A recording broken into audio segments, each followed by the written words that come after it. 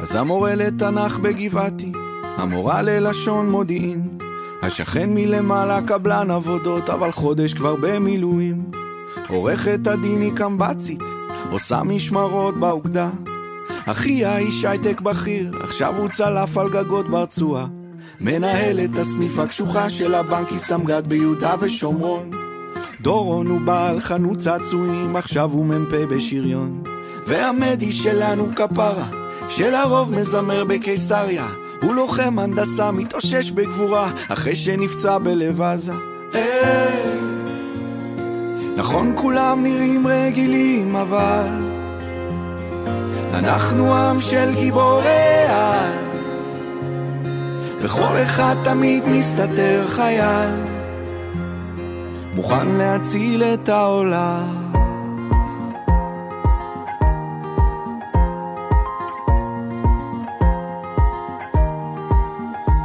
יש תנהג אוטובוס של דן, זה שתמיד עומד בזמן, הוא עכשיו מפקד סוללת תותחנים בדרום ליד נרעם. יש סטודנט בטכניון באמצע תואר ראשון, הוא סרן במיל בעוצבת הגליל, כבר חודש בגבול הצפון.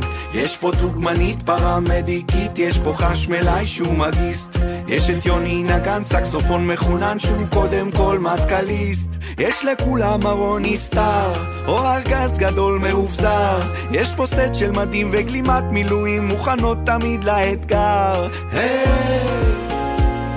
נכון כולם נראים רגילים, אבל אנחנו עם של גיבורי על, בכל אחד תמיד מסתתר חייל, מוכן להציל את העולם.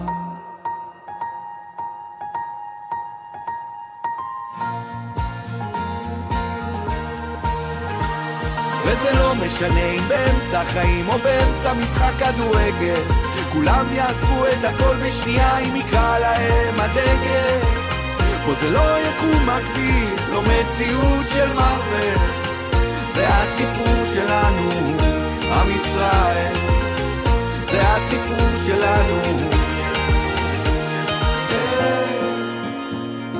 נכון כולם נראים רגילים, אבל אנחנו עם של גיבורי על, לכל אחד תמיד מסתתר חייל, מוכן להציל את העולם.